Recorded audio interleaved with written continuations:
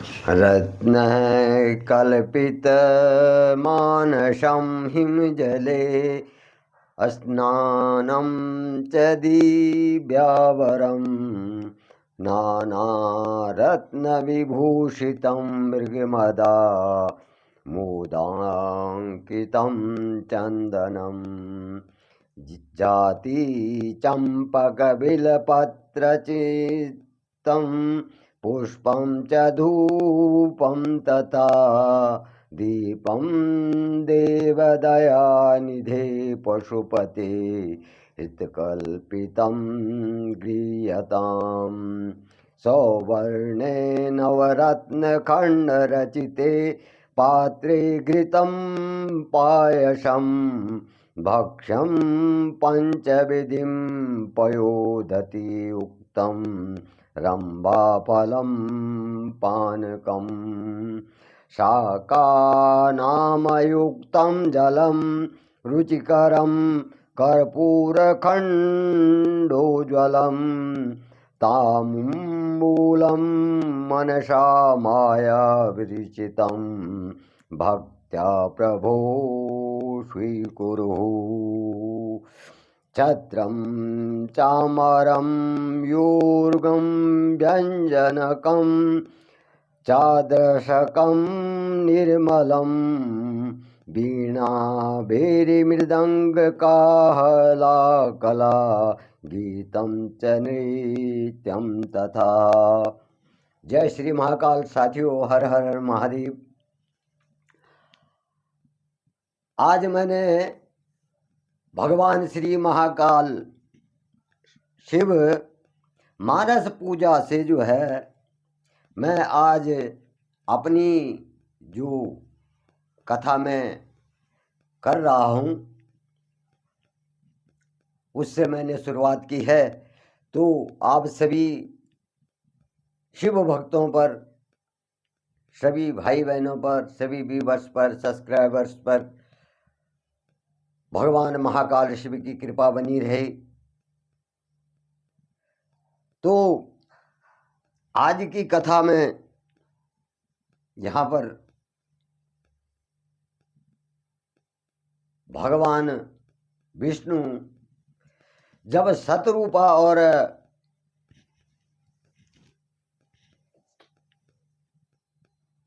महाराज मनु पे जो है प्रसन्न हो जाते हैं तो वे भगवान नारायण से नारायण स्वरूप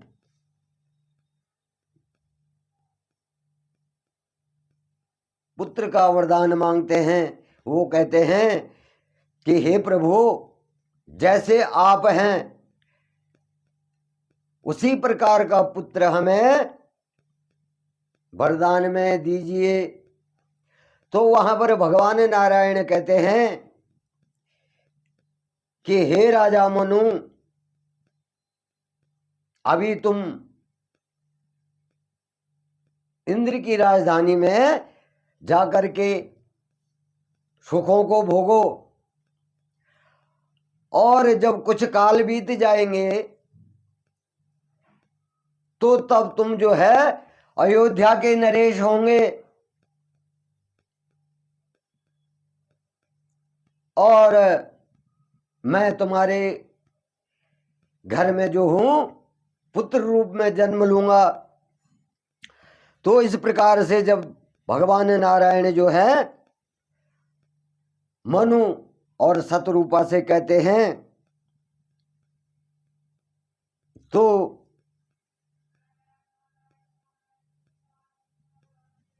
शतरूपा और मनु जो है प्रसन्न हो जाते हैं।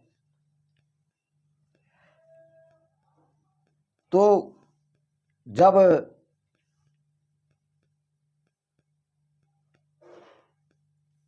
शतरूपा और मनु जो है इंद्रलोक में जाते हैं, इंद्र की राजधानी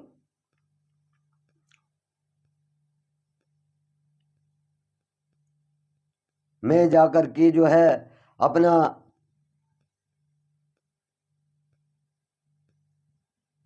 सुख भोगने लगते हैं। और कुछ समय बीत जाता है तो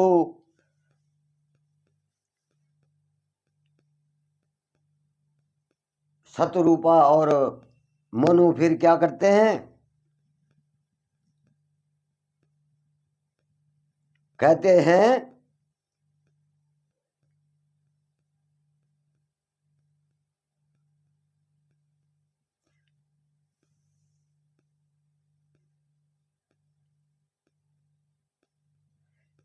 इच्छा मय नर भेष संवारे, हो यहूं प्रकट निकेत तुम्हारे, अनसहन सहित देह धरिताता, करहूं चरित भगत सुखदाता। इच्छा निर्मित मनुष्य रूप तुम्हारा संवारे, इच्छा के अनुसार जो है मनुष्य रूप सजकर मैं तुम्हारे घर में प्रकट हो जाऊंगा।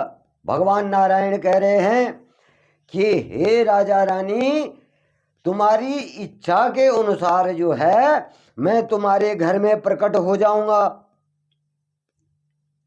और हे तात, मैं अपने अंशों सहित देह धारण करके भक्तों को सुख देने वाले चरित्र करूंगा। जब मैं तुम्हारे यहां मनुष्य का देह धारण करूंगा और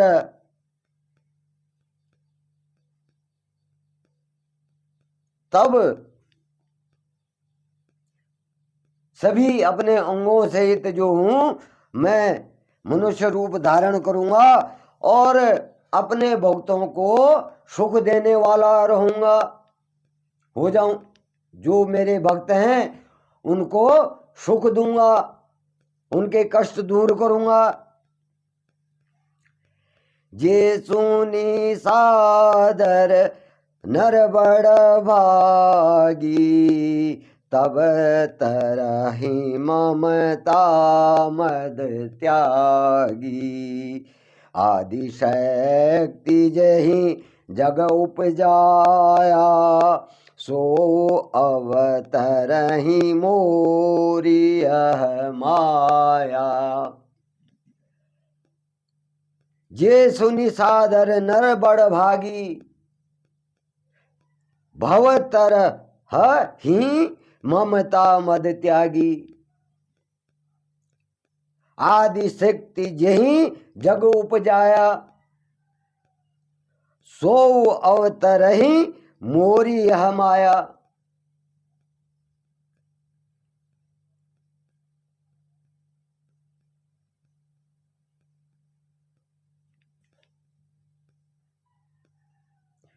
जो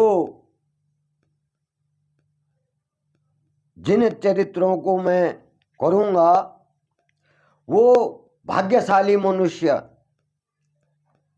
आदर सहित उन चरित्रों को देख करके, उन चरित्रों को सुन करके और ममता और मद को त्याग करके इस भवसागर से पार हो जाएंगे। जब मैं मनुष्य अवतार धारण करूंगा और आपके घर में जो हूं पुत्र के रूप में आऊंगा, मैं अनेक कलाएं करूंगा, अनेक चरित्र धारण करूंगा अपने भक्तों को सुख देने के लिए। और जो मनुष्य मेरे इन चरित्रों को देखेगा या जो मनुष्य मेरे इन चरित्रों को ध्यान से सुनेगा, आदर सहित सुनेगा, तो वो क्या हो जाएगा, इस भवसागर से पार हो जाएगा।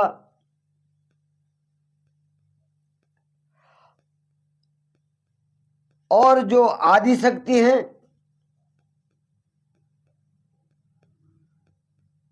ये भी जो है मेरी माया से, जो ये आदि शक्ति हैं, स्वरूप भूता जो हैं आदि शक्ति,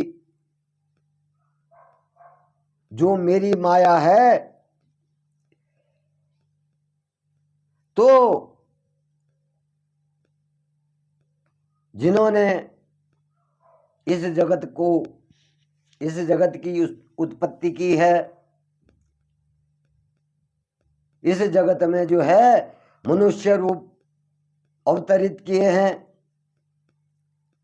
वो भी क्या होंगी, जब मैं जन्म लूंगा तो उसके बाद जो है ये भी क्या करेंगी, पृथ्वी में जन्म लेंगी।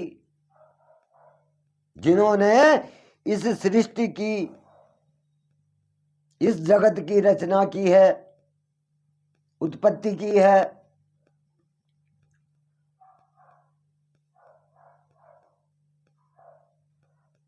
पूर्व में अभिलाष तुम्हारा, सत्य सत्यपन सत्य हमारा, पुनि पुनि ऐसा कहीं कृपा निधाना, अंतर ध्यान भय भगवाना।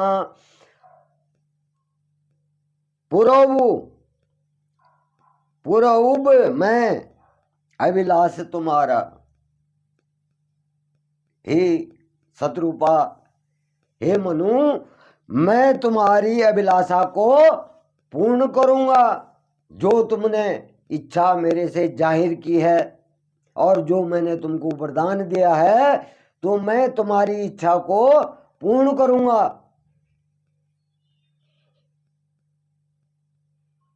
और जो मैंने प्रण किया है वो सत्य है। तो भगवान कहते हैं वो सत्य है, सत्य है और सत्य है। और भगवान नारायण, भगवान कृपा निधान जो है, इतना सतरूपा और मनु महाराज से कह करके वहां से अंतर ध्यान हो जाते हैं।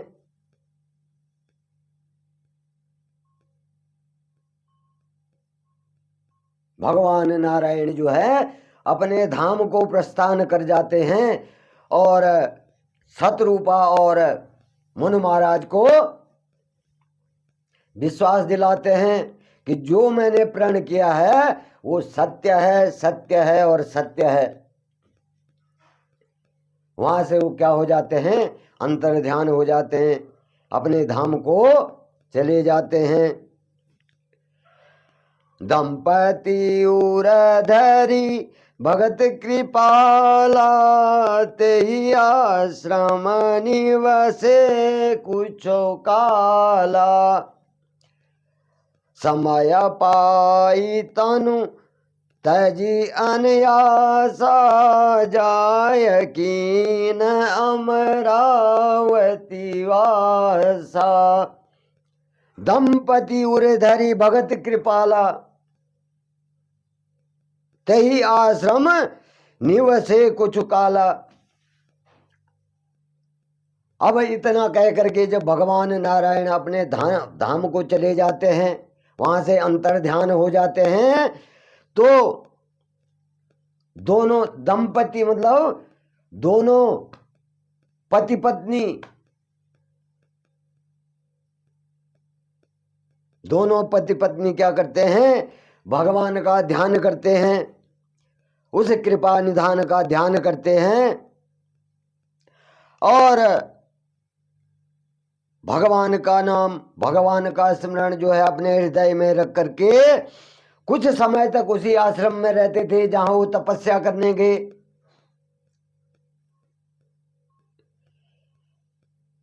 और जब कुछ समय बीत जाता है तो जब उनका अंत समय आता है, दोस्तों जो जन्म लेता है उसकी मृत्यु अवश्य होती है। तो इस प्रकार से मनु और सतरूपा ने भी जो है बिना कष्ट के ही अपना शरीर त्याग दिया।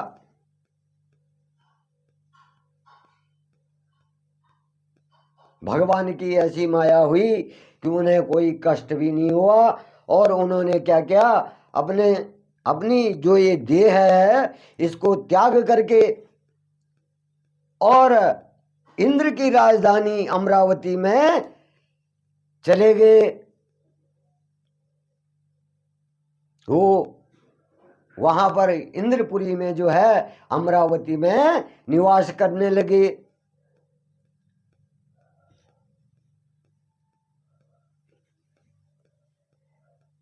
तो इस प्रकार से जो है जब उनकी मृत्यु हो गई, जब उन्होंने अपना देह त्याग दिया, तो वो देवताओं के राजा इंद्र की राजधानी अमरावती में जा पहुंचे और वहां पर वास करने लगे।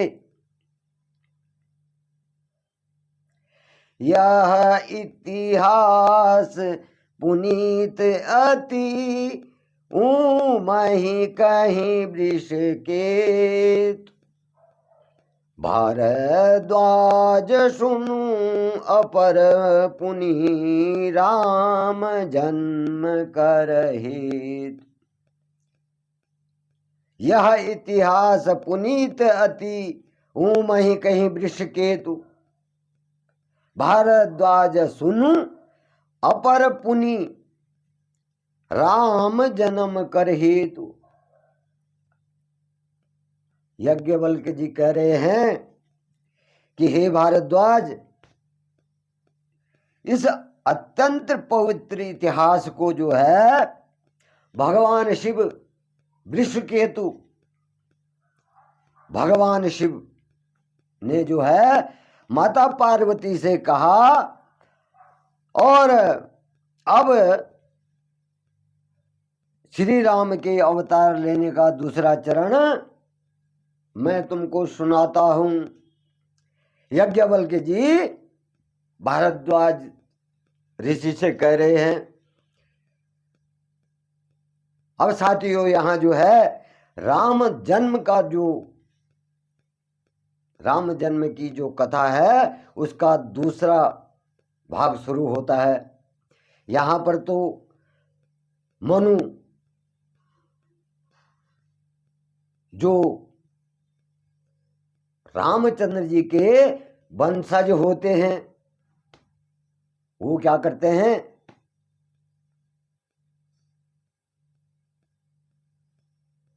भगवान विष्णु को अपने पुत्र के रूप में प्राप्त करने के लिए वरदान मांगते हैं। अब आगे जब मनु और शत्रुपा जो है अपने शरीर को त्याग करके जो है इंद्र की राजधानी अमरावती में रहने लगते हैं, वहां वास करने लगते हैं, तो आगे कह रहे हैं यज्ञवल्क्य जी, सुनु मुनि कथा पुनीत पुरानी जो गिरिजापति शंभु बखानी विश्वविदित एक कय देशु सत्य केतु तहाँ बसई नरेशु। सुन मुनि कथा पुनीत पुरानी जो गिरिजा प्रति शंभु बखानी विश्वविदित एक कय देशु सत्य केतु तहाँ बसई नरेशु।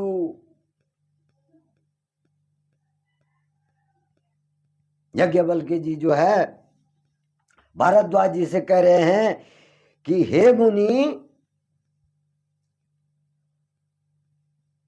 यह पवित्र और प्राचीन कथा जो है मैं तुम्हें सुनाता हूं, जो भगवान शिव ने जो है पार्वती जी को सुनाई थी। ये एक अमृत कथा है।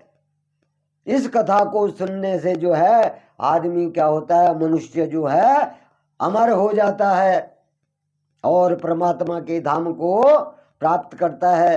तो वो कथा मैं तुम्हें सुनाता हूं।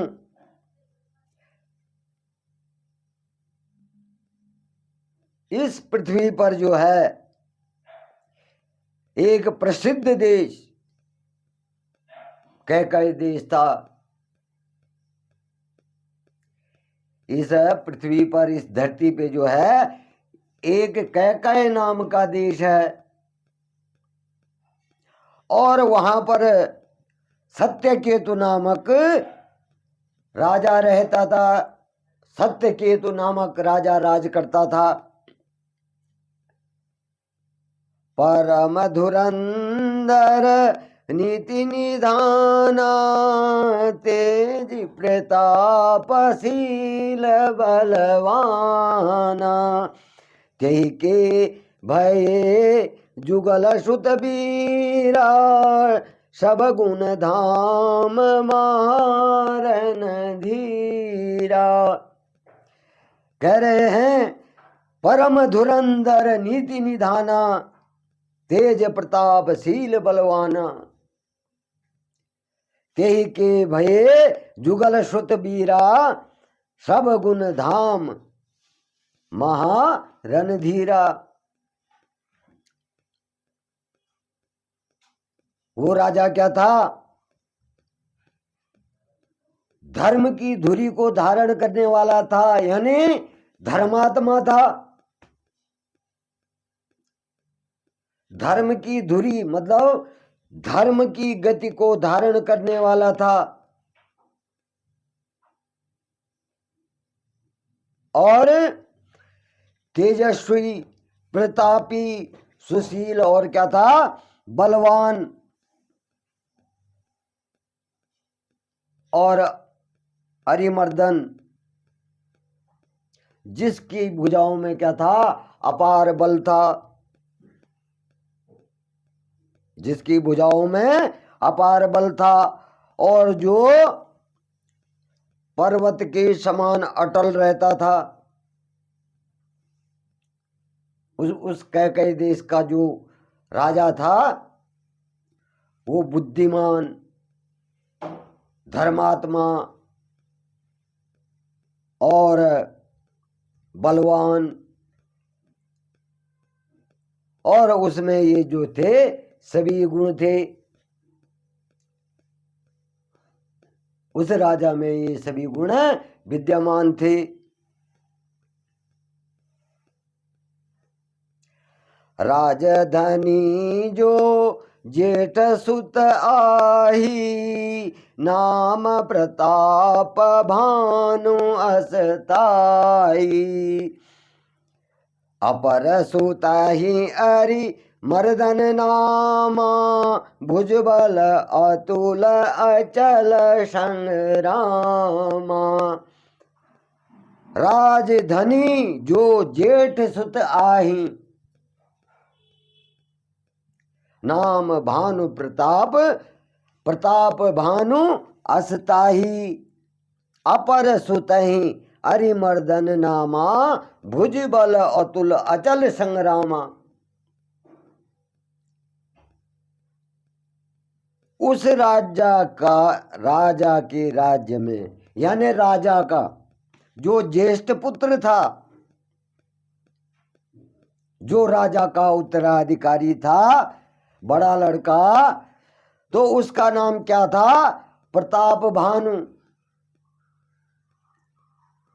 प्रताप भानु जो है राजा का ज्येष्ठ पुत्र जो है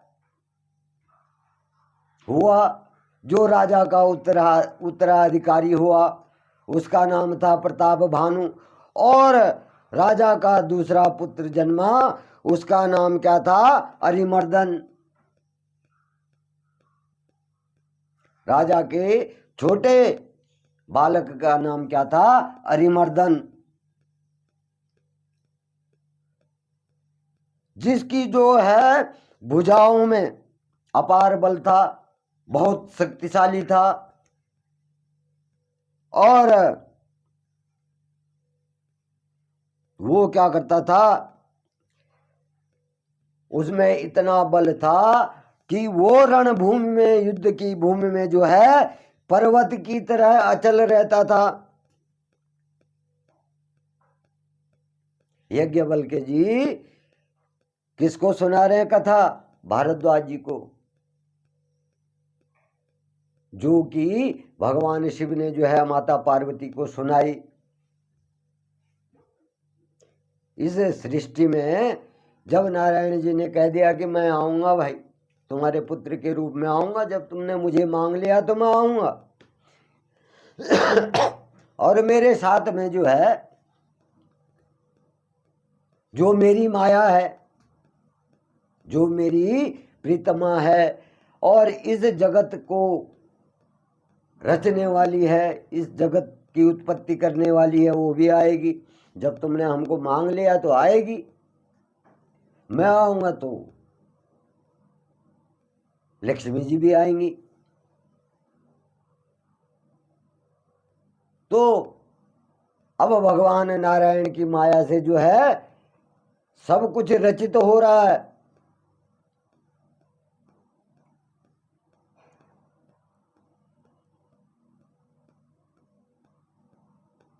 भाई ही भाई परम समीति, सकल दोष छल विरजित प्रीति, जेठे सुतहि राज नृपदीना, हरित आपु गवन बन कीना।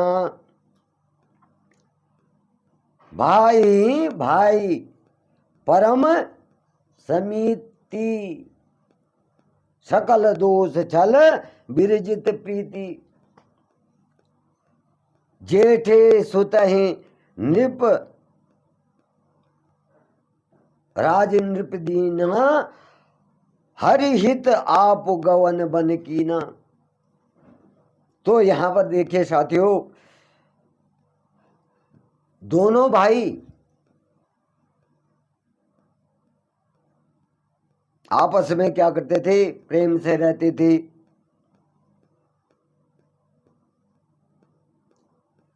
और दोनों भाइयों में आपस में कोई छल कपट नहीं था। एक भाई दूसरे भाई से छल नहीं करते थे आजकल के भाइयों की तरह।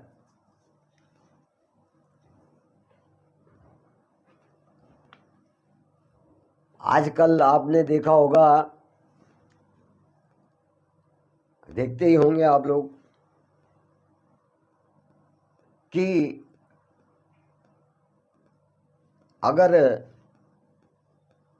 किसी भाई ने, कि अपने भाई, बड़े भाई हो या छोटे भाई हो,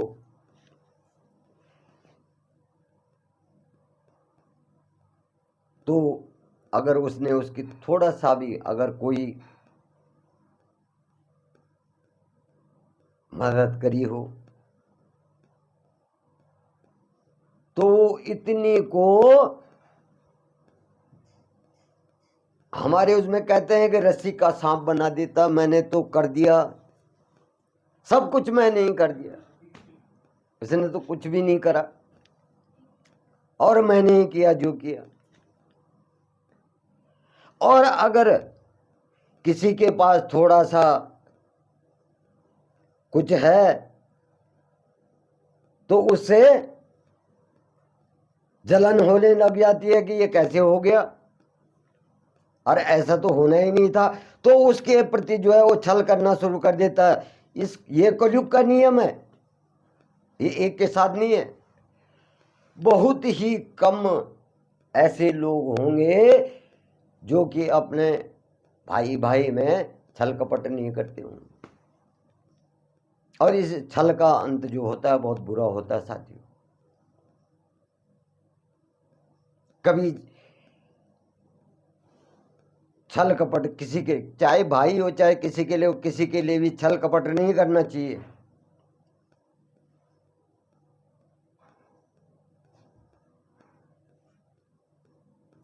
कपटी आदमी कभी सुखी नहीं रहता है, छली आदमी कभी सुखी नहीं रहता। छल का अंत बुरा होता है।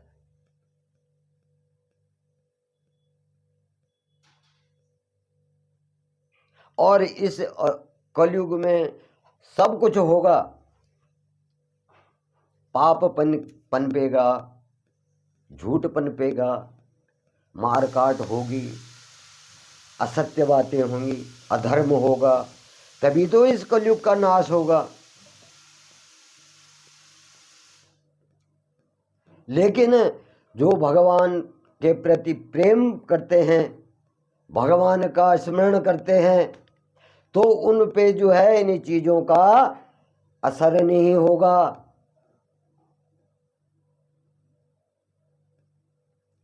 चाहे कोई कितना भी कह ले, लेकिन वो अडिग रहेगा, वो अपना कर्म करता रहेगा और भगवान का ध्यान करता रहेगा, उस पर कोई असर नहीं होगा।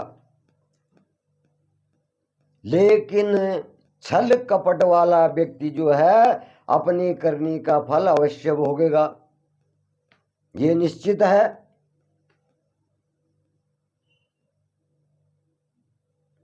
जो उसने छल कपट करा है उसका फल, उसका दंड उसे मिलेगा।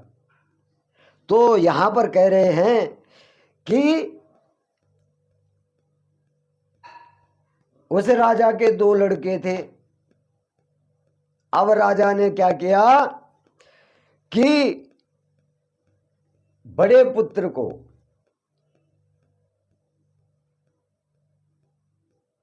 राजपाट जो उसका अपना उत्तराधिकारी बना दिया और उसको जो है सारा राजपाट सौंप करके भगवान के नाम, भगवान की तपस्या करने के लिए, भगवान का नाम जपने के लिए क्या कर दिया, वन की ओर चल दिए तपस्या के लिए।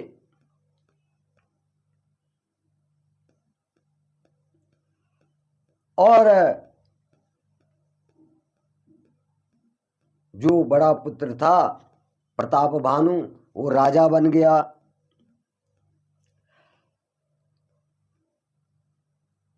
और छोटा भाई जो है उस भानु प्रताप राजा के सेवा में लग गया। उनमें कोई रागा द्वेष नहीं था। उसने ये नहीं कहा कि मेरे इस भाई को राजा क्यों बना दिया, राजा तो मुझे बनना था। तो इस प्रकार से जो है उनमें कोई रागा द्वेष बैर भाव नहीं था। जब प्रताप रवि भयऊ नृप फिरी दोहाई देश, प्रजापाल अति भेद विधि कतहु नहीं अगलेश। जब प्रताप रवि भयऊ नृप फिर दोहाई देश, प्रजापाल अति भेद विधि कतहु नहीं अगलेश। जब भानु प्रताप राजा हुआ तो देश में जो है उसकी दुआइयां फिर गई।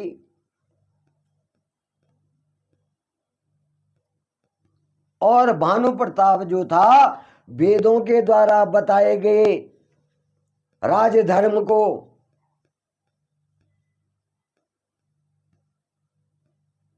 उसी विधि के अनुसार जो है प्रजा का पालन करने लगा।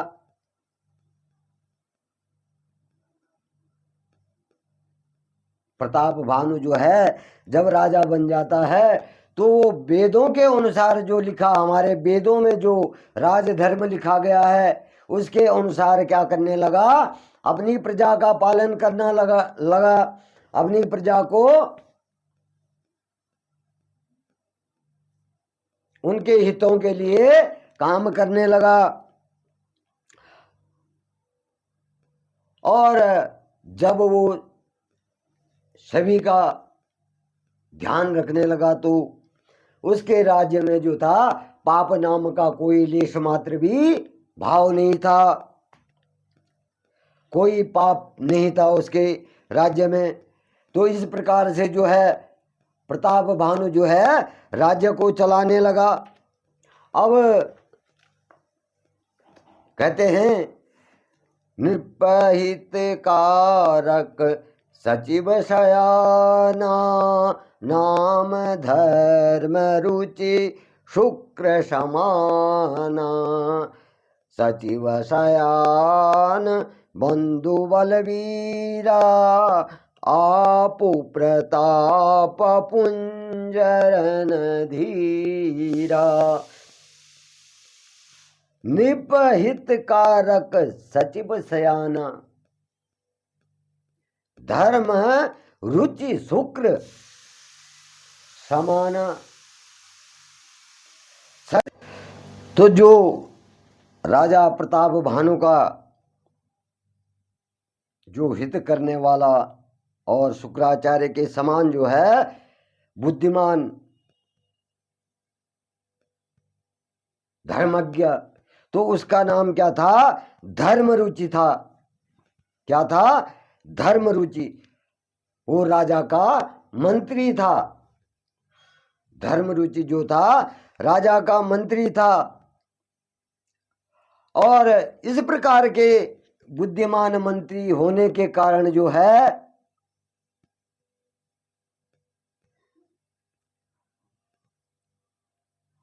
और प्रताप भानु का जो छोटा भाई था वो क्या था? बहुत वीर पराक्रमी और बलवान था। और स्वयं भी राजा जो था बड़ा प्रतापी और रणधीर था।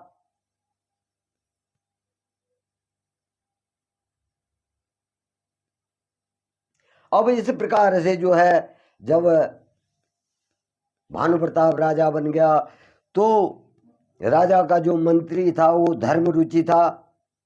और राजा का जो छोटा भाई था तो उसको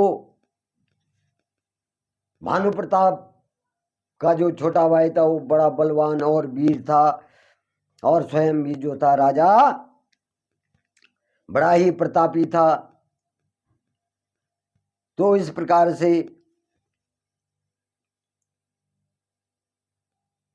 आज मैं यहीं पर अपनी कथा को समाप्त करता हूं। और आगे की कथा जो है कल आप लोगों के सामने रखूंगा। जय श्री महाकाल, हर हर हर महादेव। आप सभी पर भगवान महाकाल शिव भगवान वासुदेव की कृपा